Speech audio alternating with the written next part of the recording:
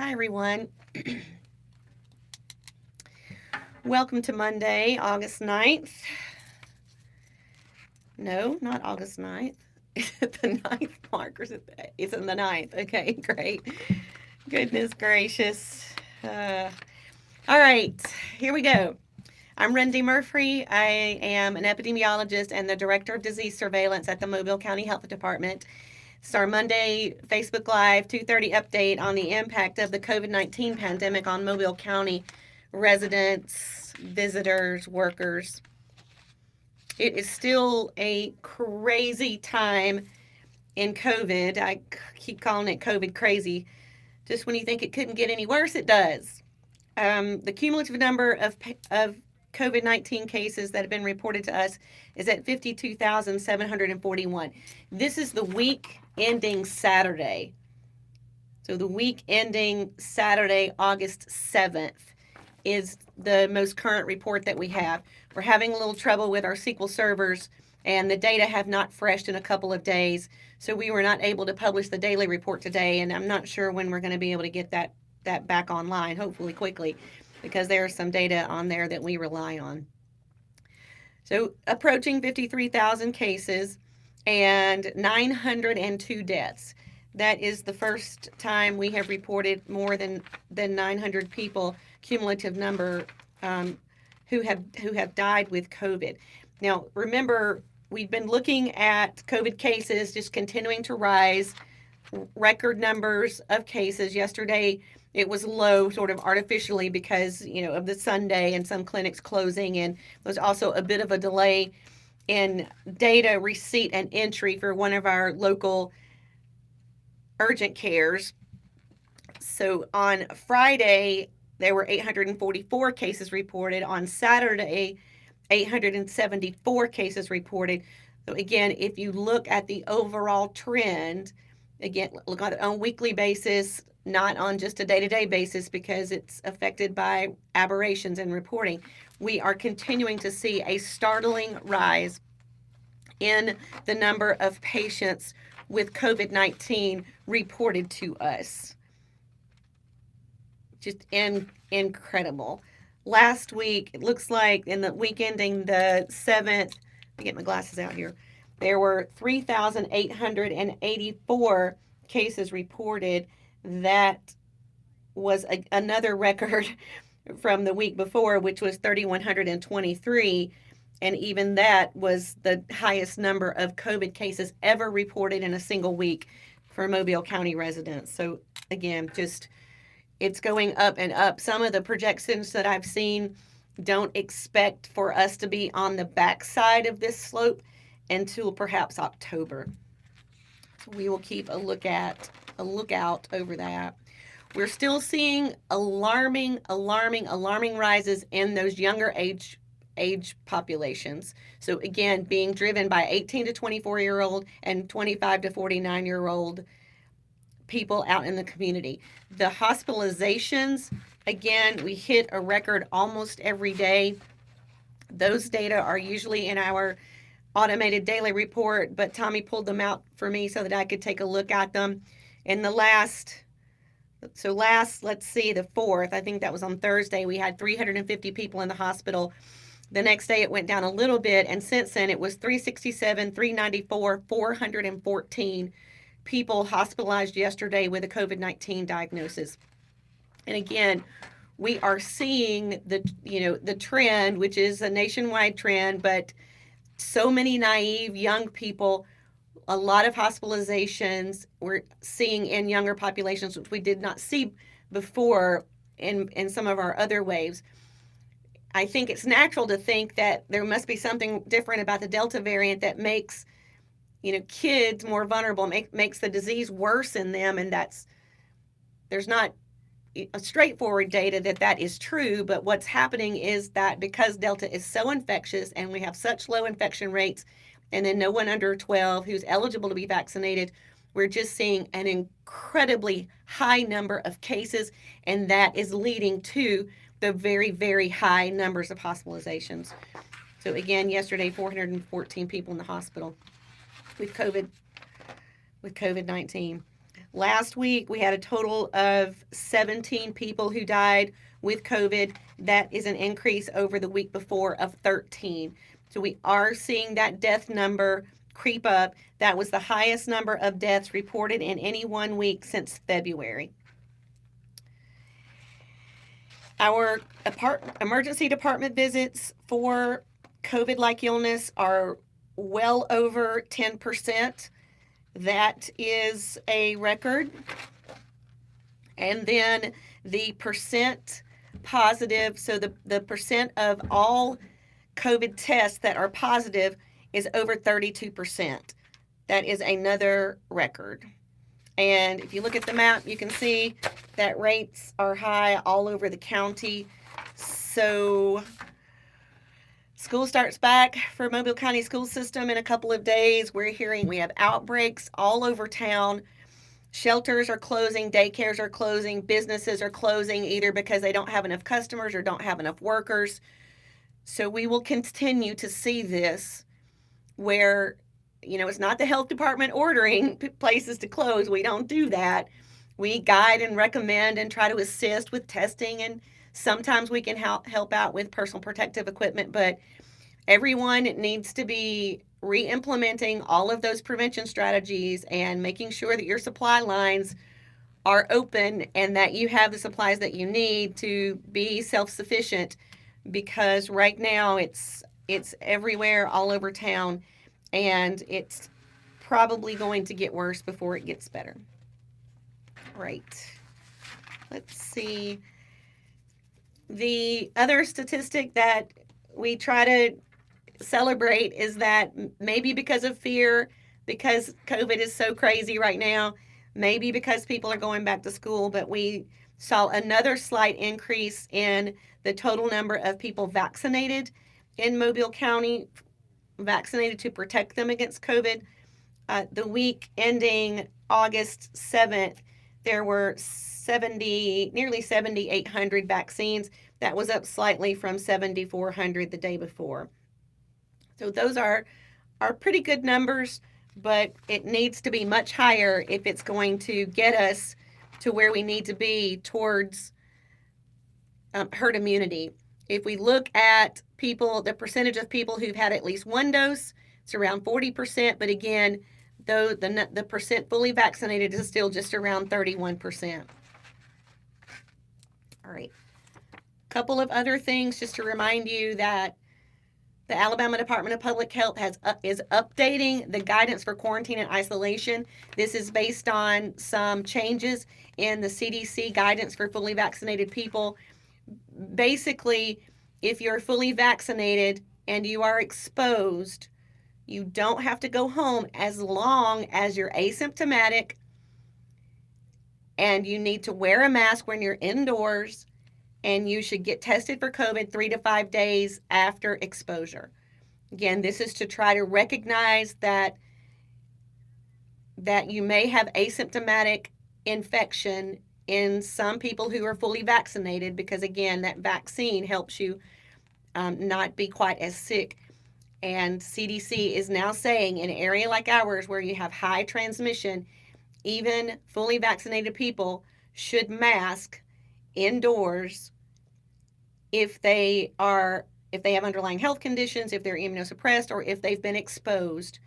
And also, if you're fully vaccinated and you get exposed, you should get tested. And again, monitor your symptoms and stay at home if you're sick. So guidance on quarantine and isolation will be changing. Right, where can you get vaccinated? Well, the Mobile County Health Department is still providing walk-in vaccine and testing at 3 locations. Our Keeler Memorial Building at 25 North Bayou Street from 7 to 3:30.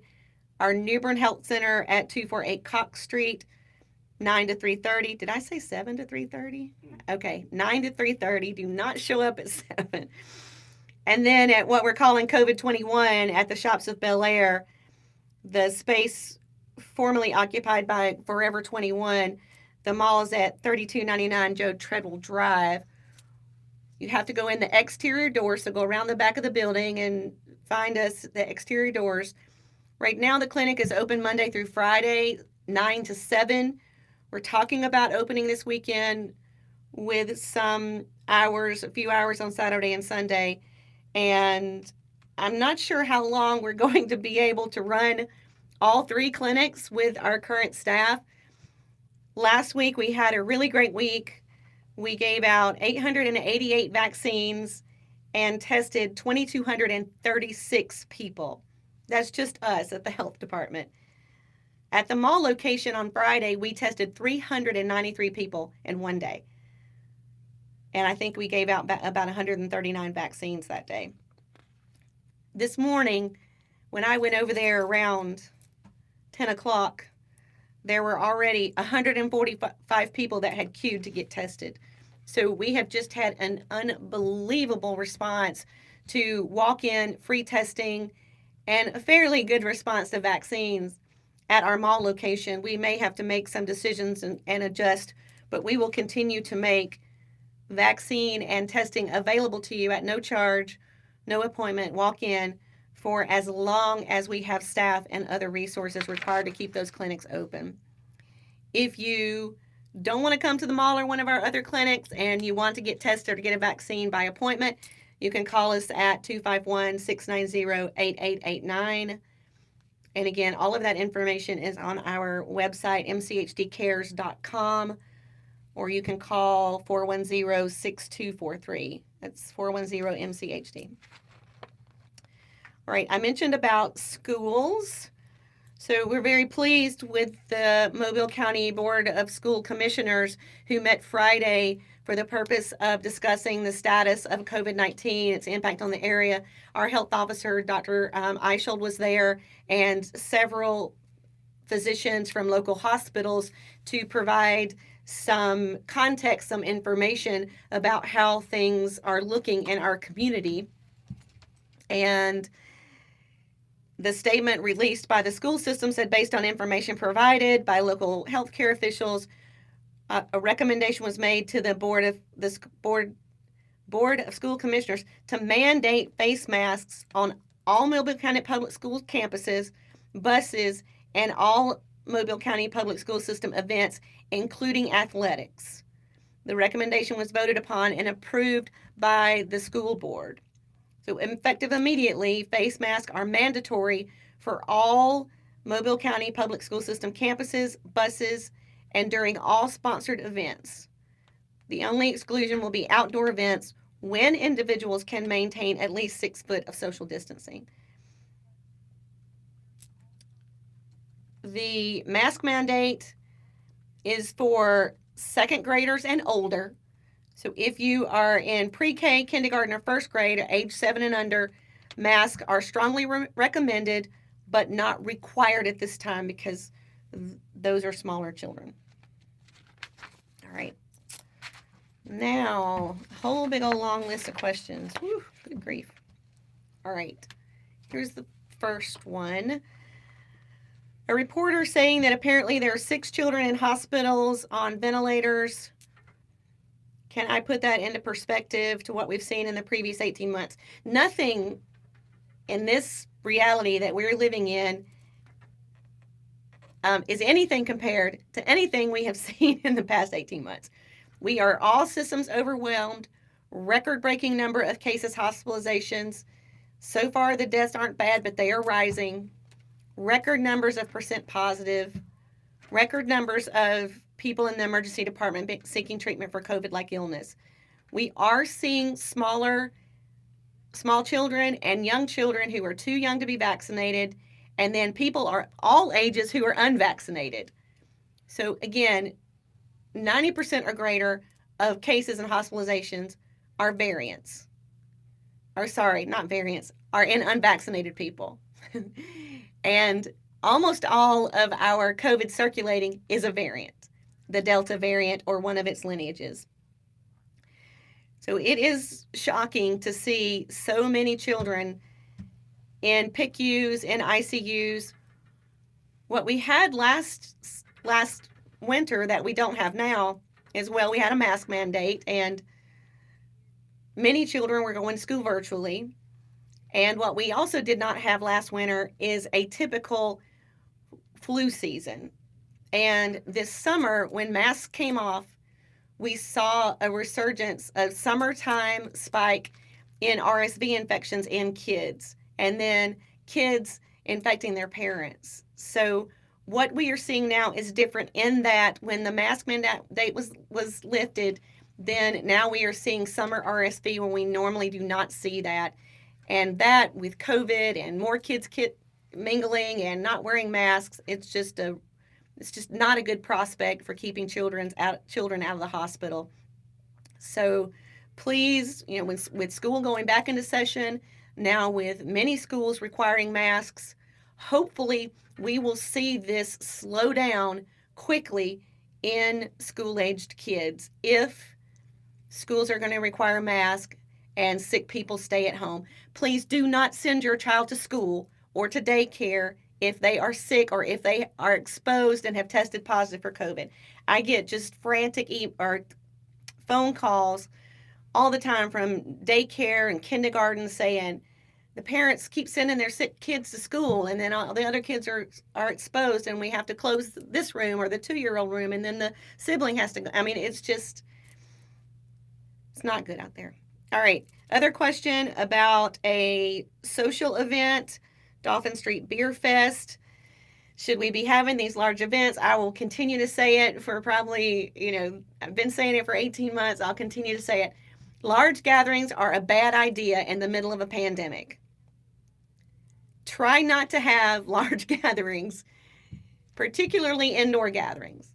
If it's an outdoor gathering and you can promote social distancing and hand washing, and if you require masks or if a high proportion of your people are vaccinated, you may be okay. But even that is risky because we know in Mobile, less than 1 in 3 people are vaccinated. So when you start having these large outdoor gatherings, you're really taking a lot of risks in potentially creating an event where you have very fast transmission of a highly infectious variant, the Delta variant. All right.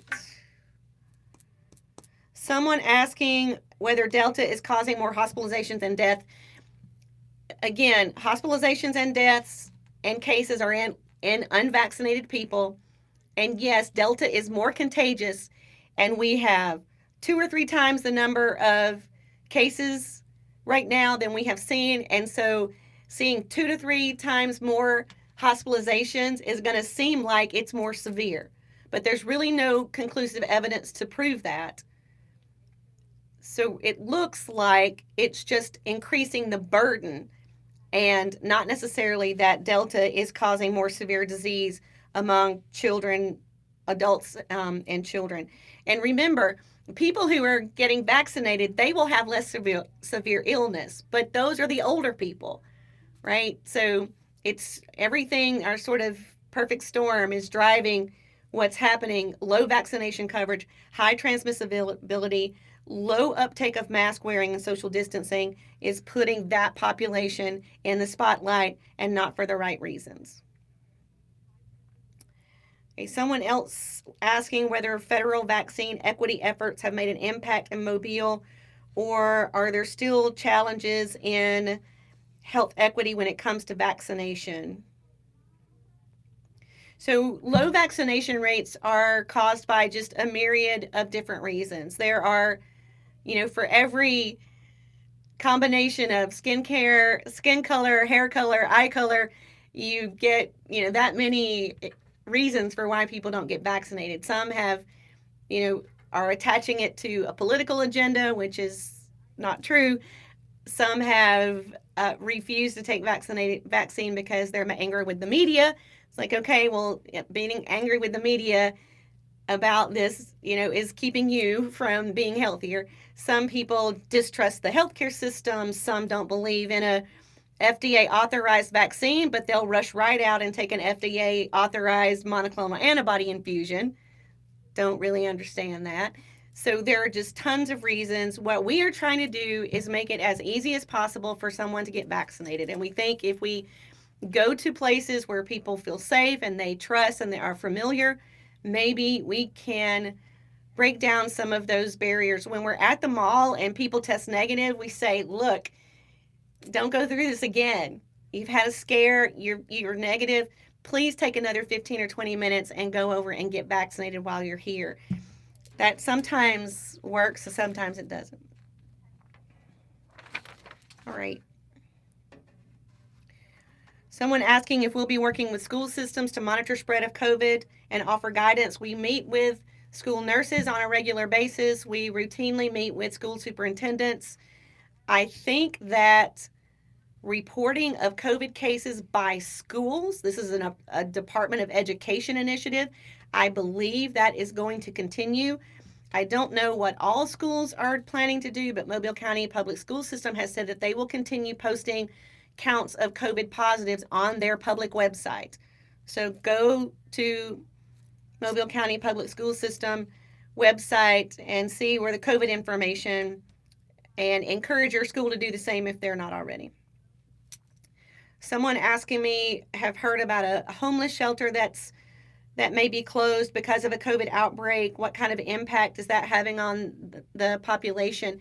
So we don't have enough services for unsheltered individuals now. So having to close even one shelter is an enormous negative impact on our homeless populations. It means people are, have nowhere to go at night. It means they may not be getting fed during the day. It's just they may not be getting other services, treatment, recovery services, mental health services. So it is extremely unfortunate. But what is happening at this shelter is not unlike things that are going on all over town in congregate settings and other shelters, in long-term care facilities, like I said, in schools and daycares, in sports teams. There are just outbreaks all over town. All right, I'm going to try to run through this last bunch of questions really quickly, so forgive me if I don't dwell on your favorite question. What do we do if we know someone who's positive but won't get tested? Well, I'm not sure how you knew they're positive if they didn't get tested, but please encourage anyone who thinks they may have COVID to get tested. You can come to the mall. It's a free test. Unless it's first thing in the morning when we get just really busy, it'll take you about 45 minutes of your time to get a test. Get a test so that if you are positive, we can give you a letter and you can exclude yourself from work or school. Yes, anyone could get tested at the mall regardless of if you have symptoms or not symptoms. Someone asking, why don't we have a clinic on the weekend? Well, we're going to think about that. But remember, we're not the only clinic in town. There are lots of places out there that provide services. So please don't rely on just the county health department, because we cannot, despite our very best efforts, we can't be the healthcare system for the entire city or the entire county. Someone's saying, why do y'all keep avoiding not opening schools? I don't think, I have seen a few, this is not us. Mobile County Health Department does not close schools. We don't open them. We don't delay them. That's up to the school. I want to be really clear on that. We guide and offer assistance, but if a school doesn't have enough staff, or if their parents feel like their kids are not safe at the school and don't want to send them, that's what closes schools. COVID outbreaks, low vaccination rates, not enforcing masks or hand washing or distancing, that's what closes schools or causes schools to be delayed. It's not us. Someone asking about the percent of deaths in unvaccinated people. Almost all. The last stat I saw was at least 96%.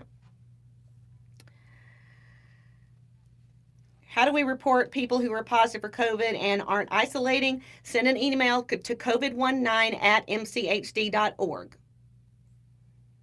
A business or a church or a school, if you feel like they're not doing what they're supposed to do. We don't have any enforcement power, but what we do is try to inform and educate. So if you tell us about a school or an employer that has a situation where they're not adhering to the guidelines, send us an email, covid19@mchd.org. We'll try to educate and inform them. How is this vaccine covering COVID-19 and all the different variants? So the vaccine is pretty good against the variants. That's really good news. We just need everyone to take the vaccine. Someone asking about home testing kits. So I heard that after the 4th of July and we started saying how bad it was, that test kits just flew off the shelves at some of the places that had them. I don't know what it's like now. Or how about jobs testing workers to keep everyone safe? That is a great idea. If you are an employer and you want to implement a testing program at your location, send us an email. We will assist you. Is it advised to not travel during this time? It depends. If you're unvaccinated, you probably shouldn't travel. If you're on a federal public conveyance, you're anytime during public transportation, there is a federal requirement for a federal mask mandate for travelers, regardless of vaccination status. If you are vaccinated or unvaccinated and you have underlying medical conditions, it's probably not the best time to travel. If we're fully vaccinated for COVID, will we also need a flu shot? Yes, those are different viruses. Is there any way to get mobile testing units to schools when they start? We have been trying to talk to the Department of Education and to school systems about testing, the value of testing for some time. There is money out there for it, but schools are taking their own approach to testing. They know that we will be here to support them when they make their decision. When should we expect the opportunity to be vaccinated to be expanded to younger children? I don't know. I've heard it's probably going to be fourth quarter of this year, perhaps first quarter of next. However, I did hear on a CDC call today at 1 o'clock that the Advisory Council on Immunization Practices is meeting Friday to discuss a secondary series of COVID vaccine. So this would be what most people call a booster dose, but this would be a secondary series for people who are older, have underlying medical conditions, or immunocompromised. So that's the first I'd heard that ACIP is going to meet on Friday to discuss that. And then the last bullet here is, if a business has a recognized COVID case, is it their responsibility to inform employees still in the office? Are they required to close? There are no requirements for closing.